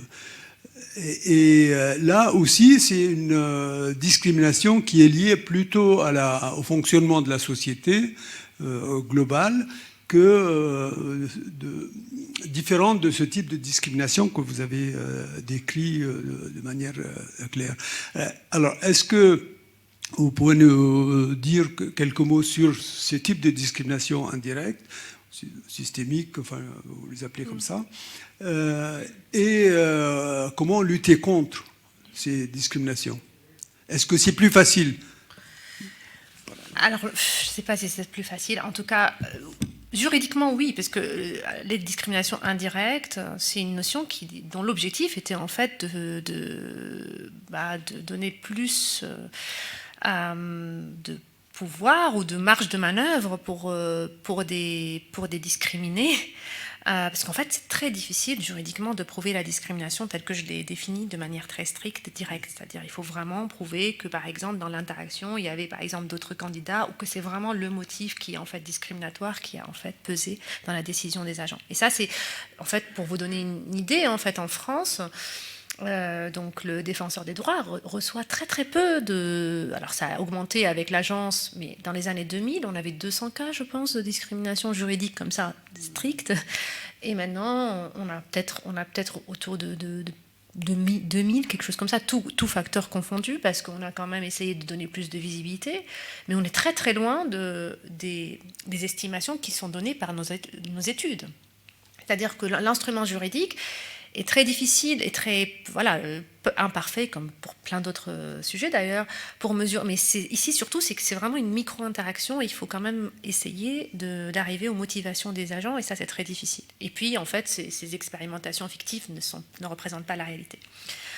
Et donc, c'est pour ça que dans le droit, la discrimination indirecte, alors je ne sais pas si c'est clair pour tout le monde, mais cette idée est plutôt que on n'a plus besoin de vraiment... prouver la motivation discriminatoire. En fait, il suffit d'avoir à la fin donc un résultat discriminatoire. Donc, pour vous donner un exemple très clair, si un employeur décide que cette année, les bonus vont être attribués uniquement aux travailleurs qui ont été à temps plein, en fait... c'est pas théoriquement une discrimination par la loi. Donc en fait, le temps plein, temps partiel n'est pas un facteur qui est en fait protégé par la loi, d'accord? Il n'est pas une caractéristique individuelle, comme on voit le genre, etc. Mais en fait, il se trouve qu'aujourd'hui, la composition du temps partiel étant complet est extrêmement genrée. Donc en fait, de facto, ça veut dire que dans une entreprise, si on applique ce type de loi, elle est discriminatoire à l'encontre des femmes. Et donc les femmes de cette entreprise seront en fait à même de pouvoir en fait poursuivre les employeurs si jamais ils faisaient ce type de... Donc en fait, ça c'est la discrimination indirecte qui est quand même plutôt une notion juridique. Alors, donc effectivement de ce point de vue-là, elle est plus facile à prouver et elle donne plus de marge de manœuvre aux discriminants pour poursuivre. Mais les discriminations systémiques telles que... Alors c'est un langage un peu plus complexe et moi je prends un peu j'essaie d'expliciter ou de clarifier parce qu'en fait dans le débat public on l'utilise un peu de manière parfois obscure. C'est-à-dire que ce qui est important quand on parle des discriminations, c'est toujours revenir à cette idée qu'il y a quand même une interaction sociale. C'est pas une machine, quoi. Après, on peut généraliser, on peut regarder par exemple ce que vous avez évoqué, le lien entre différentes interactions. C'est-à-dire que nous, on fait ces analyses de manière très très précise sur le marché du travail, dans le logement. Mais dans la vie réelle, toutes ces choses-là sont interdépendantes. Donc par exemple, si une sphère a un impact très fort, là on sait dans les études que par exemple la localisation géographique a un effet très fort en fait sur les autres types de résultats socio-économiques. C'est-à-dire que si la localisation géographique affecte votre école, elle affecte le type d'entreprise où vous pouvez postuler, elle affecte vos équipements socio-culturels, etc., au final, il va y avoir le fait de détecter une discrimination dans ce domaine-là peut avoir une répercussion sur plein d'autres domaines. Donc ça, c'est une manière de définir les discriminations systémiques. Donc on appelle l'interdépendance de discrimination. C'est pas tout à fait facile, et là c'est un peu la frontière de la recherche, d'essayer de trouver moyen de mesurer ça vraiment, c'est quoi l'effet, mais on peut imaginer au moins les mécanismes qui aboutissent. Après, est-ce que c'est plus facile de le combattre? C'est-à-dire que quand on arrive à avoir un peu comme ça une chaîne causale, c'est vrai qu'on se dit qu'il faut mettre le paquet sur ça d'abord. Mais bon, ceci étant dit, en France, on a beaucoup utilisé l'instrument en fait géographique comme proxy de l'origine, en disant bon, il suffit d'aller mettre plus le paquet dans les quartiers, par exemple. On a utilisé même des classifications du quartier plutôt que les individus, avec des résultats mitigés finalement et des effets aussi de stigmatisation de certains quartiers. Donc là encore, je ne dirais pas que c'est plus facile, mais en tout cas, c'est une manière assez éclairante de voir comment les choses s'imbriquent en fait dans la vie, et que nous, en tant que scientifiques, on aime bien isoler les facteurs, mais le monde est la vie réelle est beaucoup plus complexe. Oui.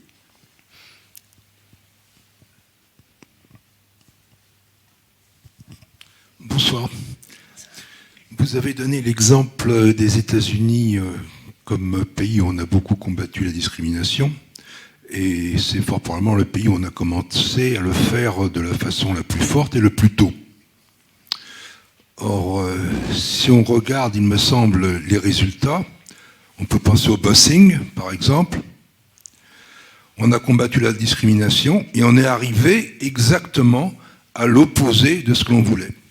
La fracture sociale est beaucoup plus forte qu'elle ne l'était dans les années 70 ou 80. Il y a eu un interventionnisme plein de bonne volonté, plein de bonnes idées. Je ne dis pas qu'il est coupable de ce qui se passe, mais à l'arrivée, on est franchement à l'opposé de ce que cet interventionnisme souhaitait. Il y a un autre exemple qui me vient en tête, que vous avez mentionné. Vous avez parlé des mathématiques. Je crois qu'il y a peu de pays en Occident où le ministère de l'Éducation, si on peut l'appeler comme ça, est aussi interventionniste qu'en France, où il y a autant de spécialistes de toutes sortes de pédagogie, psychologie. La France, il y a 50 ans, était en mathématiques en tête. Maintenant, les dernières études, jusqu'au niveau collégial, la place en dernière position de l'OCDE. Un niveau plus large, elle est bien en dessous des autres pays. On peut parler du Canada, par exemple. Donc là encore, on a un interventionnisme très fort qui a mené à des résultats tout à fait catastrophiques. Comment pouvez-vous, je ne sais pas, l'expliquer? Bon, je m'en tiendrai là. J'ai pas forcément des explications toutes faites. Alors pour les mathématiques, c'est un autre sujet, je pense, mais bon, on pourrait répliquer des choses sur. Moi j'ai parlé de mathématiques en ce qui concerne les inégalités entre les filles et les garçons en maths. C'est-à-dire qu'en fait, ce qu'on voit, c'est que les filles excellent à l'école, et la tendance est plutôt que les filles s'en sortent beaucoup mieux que les garçons depuis maintenant. Toute matière confondue. Mais en mathématiques, on a toujours en fait des différences, surtout en queue de distribution, ça veut dire en tête de distribution, pardon, c'est-à-dire qu'en fait, les meilleurs élèves restent les garçons, les meilleurs élèves en maths.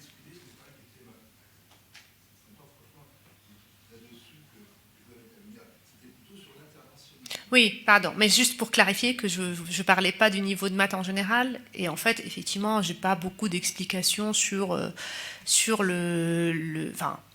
Je sais que mes collègues qui travaillent sur l'éducation vont vous dire que les résultats de la France sont liés aussi à l'investissement de l'État dans le budget de l'éducation, qui vont vous dire qu'il y a beaucoup d'inégalités sociales dans l'éducation en France. D'ailleurs, c'est un des pays de l'OCDE dans les enquêtes comparatives où il y a énormément de liens entre l'origine des parents et la réussite scolaire. Et donc voilà, il y a d'autres mécanismes.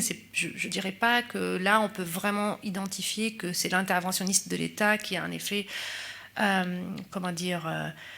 négatif, contre-productif, parce que c'est ça un peu le sens de votre question. Alors que pour les questions donc juste pour clarifier, sur les maths, je ne suis pas tout à fait d'accord avec votre constat, mais sur les questions de politique antidiscrimination, oui, c'est documenté, et je l'ai dit un peu rapidement, mais la plupart des mesures qui cherchent à corriger de manière catégorielle ont des effets négatifs. D'accord ? Donc en fait, c'est un choix politique.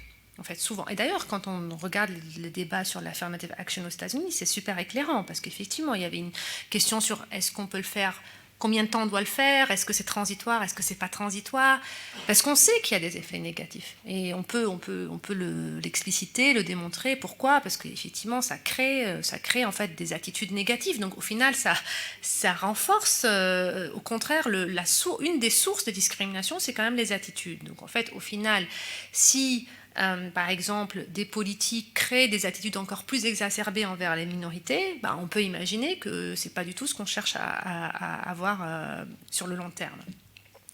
Alors, là aussi, ce serait un petit peu un raccourci que de dire que c'est parce que les États-Unis ont fait des politiques d'affirmative action qu'aujourd'hui on a un pouvoir qui est un peu, quand même d'extrême droite aux États-Unis, on peut le dire.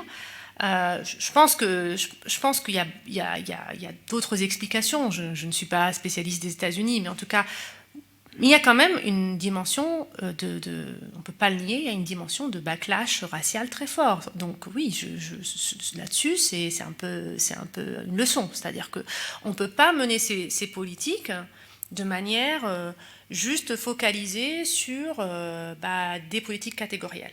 Donc il faut toujours les imaginer avec des politiques générales. D'ailleurs, c'est ça qu'on reproche aux États-Unis. C'est-à-dire, au final, on n'a pas eu des politiques qui étaient universalistes, qui allaient aussi avec les politiques d'égalité raciale. Alors qu'on le voit pour les femmes, par exemple pour les politiques d'égalité de femmes, ça marche mieux, cette interaction, cette articulation entre des politiques catégorielles, c'est-à-dire on défend la place des femmes, mais on défend aussi...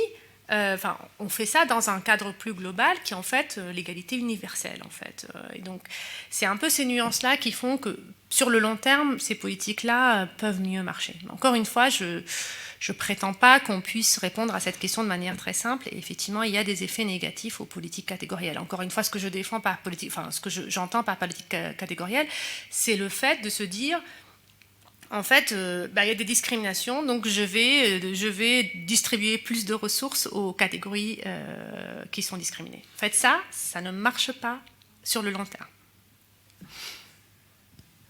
Oui.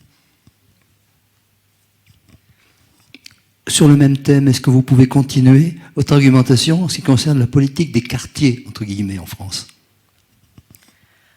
Alors, sur la politique des quartiers, qu'est-ce que je peux raconter plus ? En fait, je pense que c'est un instrument fort pour par exemple, toutes les questions d'égalité scolaire. Donc, d'ailleurs, on utilise beaucoup les catégorisations de quartiers parce qu'en fait, ça nous permet d'avoir des proxys, par exemple, du niveau socio-économique. Mais c'est un instrument imparfait et de plus en plus imparfait pour s'attaquer ou pour cibler des populations minoritaires qui sont issues de l'immigration. C'est tout. Et donc, à un moment, ce qui s'est passé en France, c'est qu'il y a eu trop de raccourcis, c'est-à-dire qu'on pensait, et ça a désavantagé en fait les deux instruments en quelque sorte. Le problème, c'est qu'à un moment, si on veut vraiment traiter, parce qu'on peut aussi le faire de manière ponctuelle, si on sait, et ça, par exemple, ça se fait de manière beaucoup plus sereine au Canada, dans des domaines aussi compliqué que l'éducation, de cibler parfois certaines populations, parce qu'on sait qu'elles ont des désavantages particuliers, l'instrument géographique marche moins bien. Donc c'est juste qu'à un moment, il faut vraiment choisir l'instrument qui marche mieux de manière pragmatique pour une politique publique. Et c'est vrai qu'en France, on a utilisé beaucoup les instruments géographiques pour cibler les minorités, ce qui a créé in fine un effet délétère. Là aussi, je vais un peu vite, mais c'est que de facto, ces instruments étaient plutôt dans les grandes villes. Et donc en fait, c'est plutôt au sein des zones urbaines. Et en fait, le problème, c'est qu'on sait que la fracture géographique, ensuite, s'est étendue aujourd'hui aux questions du périurbain. Et dans cette réflexion-là, il y a énormément de dimensions, quand même, ethniques et raciales, qui est sous-jacente, mais jamais documentée, jamais vraiment ciblée en tant que telle. Oui. Oui, moi, il me semble extrêmement important de noter que je trouve, je suis travailleur social de formation, que dans ces 20 dernières années, on a eu une montée très importante du concept de discrimination dans l'approche de nos regards sur les questions sociétales, au détriment de la question fondamentale qui est la construction des inégalités sociales. Et donc la montée en puissance des approches essentiellement un regard sur l'accumulation une accumulation de descriptions de discrimination, une accumulation permanente des descriptions au détriment d'un regard holistique sur les inégalités sociales qui sont les véritables les éléments qui produisent depuis la nuit des temps, des questions récurrentes de discrimination. Les discriminations évoluent selon la composition du corps social, mais on peut considérer que ces discriminations ont toujours existé sur la base des inégalités sociales récurrentes d'une organisation sociétale. Oui, tout à fait. En fait, alors, ce que vous avez dit à la fin, je suis tout à fait d'accord avec ça. Peut-être au début, je voudrais un peu nuancer, c'est-à-dire que effectivement, on peut raconter cette histoire et on la raconte que maintenant, on se focalise beaucoup sur les discriminations au détriment de l'histoire des inégalités sociales.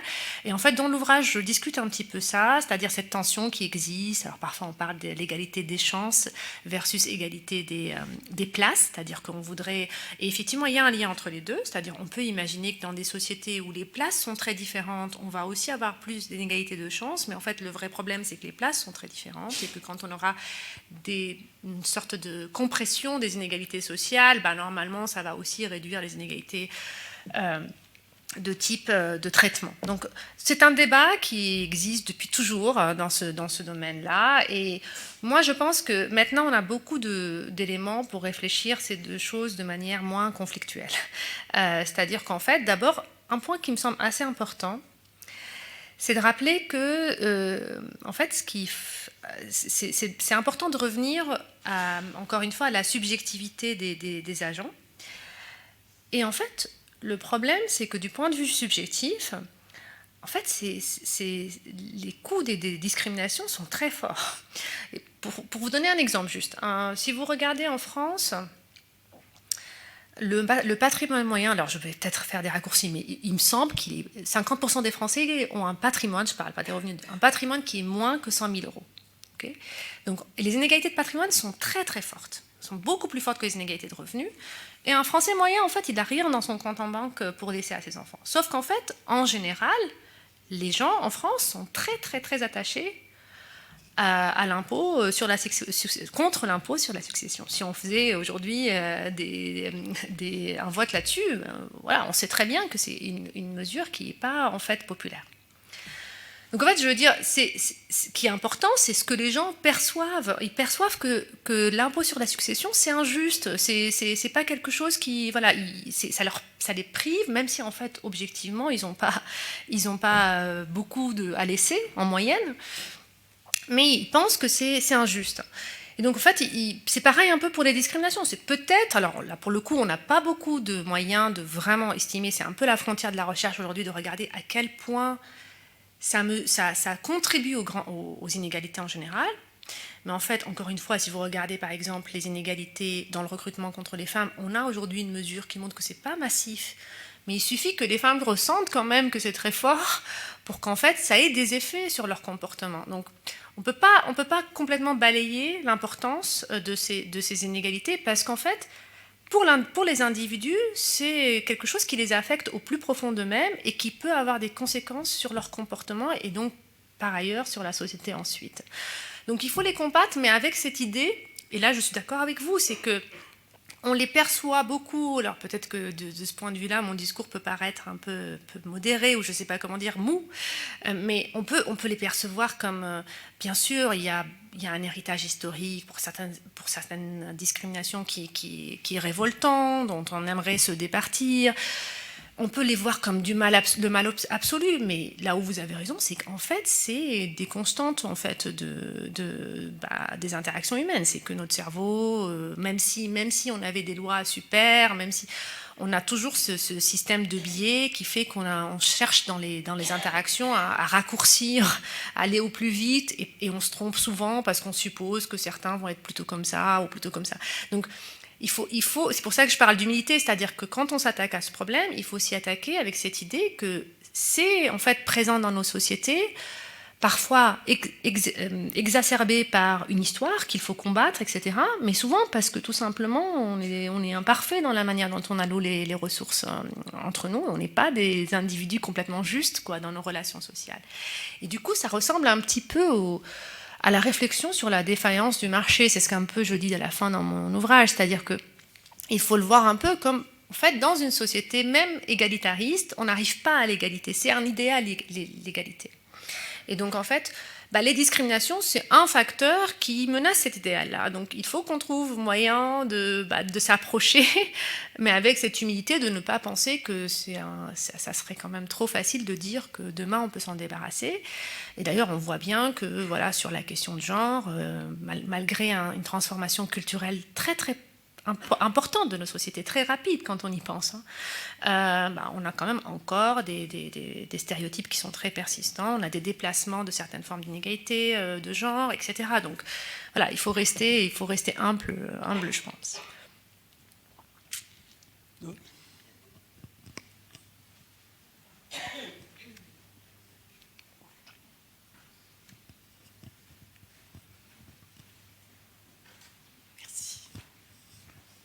Bonsoir. J'ai loupé une partie de votre intervention, je suis arrivée un peu en retard et je m'en excuse. Je voudrais reprendre sur les pistes de solutions la partie 3, évaluer les politiques et des interventions qui permettent de combattre les discriminations. Alors, moi, je suis militante sur ces questions-là depuis très très longtemps, depuis mon adolescence, et je n'ai pas vu évoluer dans le bon sens, en tout cas, le droit à l'existence dans une société plurielle, une société où normalement le droit doit faire écho dans nos décisions, à la fois dans les décisions politiques, dans les décisions, vous l'avez rappelé, sur la question du CV et de l'emploi, sur la question du handicap, alors qu'on vient de fêter les 20 ans des droits aux personnes en situation de handicap.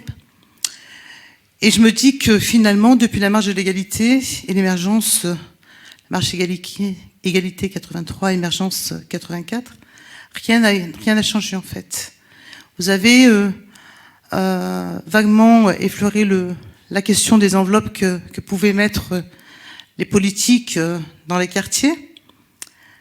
En fait, c'est toujours très facile de mettre de l'argent dans des quartiers si on ne prend pas à bras le corps la vraie problématique de la question des discriminations qui sont liées à l'exclusion et qui vont provoquer donc des inégalités à tous les niveaux.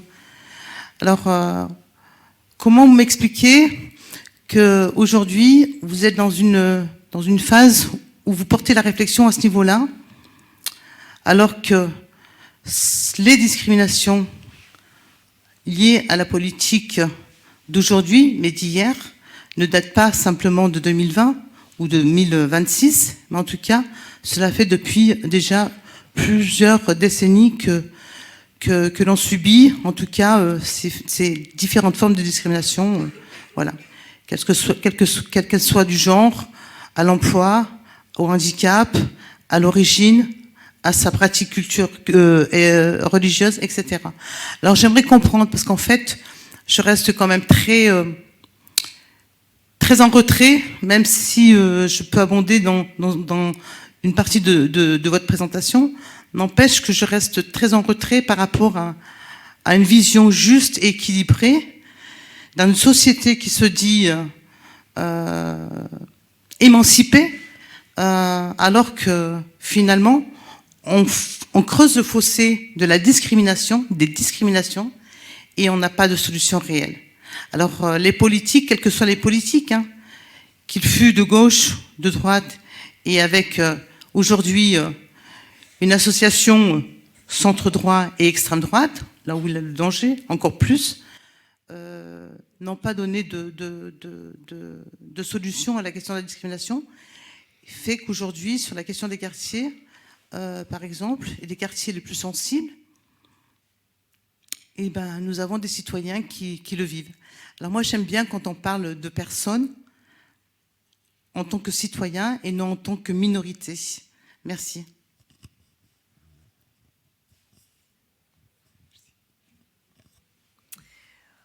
Oui, alors, en fait, là, quand je parle d'évaluer des politiques, des interventions, c'était surtout pour dire que dans ce domaine, il y a beaucoup de rhétorique, en fait, c'est-à-dire que souvent, on va sortir un énième plan pour combattre les discriminations et on refait la même chose, ou on fait rien du tout, comme vous dites, ou alors il y a une question de moyens, etc. Mais la question que j'ai essayé de poser dans le livre, il ne regarde pas les politiques publiques en France en particulier. Il se dit juste, voilà, est-ce qu'on peut avoir un peu des interventions qu'on arrive à évaluer et qui marchent ou qui ne marchent pas d'ailleurs, hein. Donc c'est un peu cette littérature-là que je regarde. Et en fait, la plupart c'est vrai qu'il y a beaucoup de sources de désespoir dans une certaine mesure, mais il y a aussi quelques éléments d'espoir. Donc par exemple, pour vous donner une idée, en France et dans plein d'autres pays, on a beaucoup fait ces dernières années dans les formations anti-discrimination. Hein, donc on a fait, c'est une des politiques centrales, c'est-à-dire on va former les gens, et donc c'est une politique qui a été en fait subventionnée par l'État, d'accord. Donc on a poussé les entreprises de plus de 50 salariés à faire des formations obligatoires, et on a financé en partie ces formations. Or, en fait, une question toute simple d'un point de vue scientifique, est-ce qu'on sait si ces formations marchent ou non? Est-ce qu'on a des effets c'est quand même des moyens, etc. Donc c'est un peu ça, le type de questions que je pose dans l'ouvrage. J'essaie de trouver des études qui permettent d'y répondre. Il se trouve que sur cette question-là, les études qui émergent semblent indiquer que ça ne marche pas très bien. Et qu'au contraire, ça peut avoir même des effets négatifs dans certaines entreprises. Donc c'est pour vous dire, voilà, en fait, on peut parfois, dans ce domaine-là, penser qu'on a la bonne idée, mais voilà, d'abord, il faut montrer si elle marche ou elle ne marche pas. Et après, c'est notre travail, là, pour le coup, aussi, d'essayer de faire comprendre, enfin, d'investiguer, de faire notre petite enquête pour comprendre pourquoi, alors que ça pourrait marcher, ça ne marche pas. Mais en général, oui, on peut déplorer, on peut montrer les chiffres et dire voilà, rien ne change, et on peut déplorer le fait qu'il y a une forte inaction, même en fait plus fort. Enfin, je pense que là, pour le coup, c'est un peu le dernier point. Ce qui est très important, il y a des études qui montrent que ce qui marche bien, par exemple, c'est quand des personnalités un peu leaders de leur communauté s'engagent dans des formes de déstigmatisation. Alors, c'est-à-dire que, par exemple, ça a été fait, par exemple, sur Twitter. En fait, quand des personnes qui ont beaucoup de followers vont commencer à, en fait, déstigmatiser les minorités, que ça soit, quand je parle des minorités, en fait, c'est des citoyens, mais ils peuvent être, encore une fois, je l'ai dit au début, mais vous n'étiez pas là, c'est un langage catégoriel pour dire les personnes qui sont potentiellement discriminées, que ce soit, par exemple, des femmes ou des minorités selon l'orientation sexuelle ou selon, par exemple, l'origine. Mais en tout cas, l'idée, c'est que ce type d'action, c'est-à-dire pouvoir avoir une narration, un discours de narration qui en fait essaie de casser des stéréotypes, qui vient de personnalités un peu qui ont des followers, marche plutôt bien. Et en fait, ce qu'on voit, c'est que nos politiques font un peu l'inverse. C'est-à-dire, on peut voir, de ce point de vue-là, on peut se dire, c'est une grande responsabilité publique quand on voit ces études que des hommes politiques s'engagent plutôt ou ne soient pas exemplaires dans ce domaine-là. C'est-à-dire que leur premier rôle, ce serait de ne pas, en fait, transmettre ou ne pas s'engager dans des formes de discours de stigmatisation, parce que ça alimente énormément leur réseau, etc. Donc voilà, ça peut paraître très évident, mais voilà, c'est des choses qu'on peut voir à des niveaux micro plutôt bien marcher quand on fait des interventions de ce type. Il y a d'autres interventions qui marchent, hein. Par exemple, typiquement, augmenter les mixités de manière contrôlée, ça veut dire, mais ça aussi, ça a été un peu évoqué, mais il y a eu des expérimentations qui montrent que, par exemple, le fait d'être en contact dans des sphères intimes avec des personnes d'autres groupes augmente, déjà corrige l'information sur les stéréotypes et permet en fait de diminuer les actions défavorables à ces personnes. Donc, ça a été fait par exemple dans des universités en allouant les colocataires des hébergements universitaires de manière randomisée et en mesurant, voilà, celui qui tombe avec quelqu'un de notre groupe, est-ce que sur le long terme j'observe une amélioration de ses attitudes. Ça a été aussi fait de manière très intéressante dans l'armée, hein, dans des expérimentations dans l'armée où ce type d'interaction sociale, de contact diminue. Donc il y a des petites interventions comme ça qui sont source d'espoir. Et l'idée, c'est mettons-nous autour d'une table, regardons ce qui marche et faisons-le à un niveau local aussi, puisque ce n'est pas seulement les grandes politiques, c'est à un niveau local que ces choses-là permettent à long terme de changer les attitudes des gens, de changer leur perception des autres, puisque c'est ça aussi une des clés des problèmes. D'autres questions? Bon, on va pouvoir s'arrêter là. Alors, merci beaucoup pour vos questions et merci pour vos réponses, pour toutes ces réponses.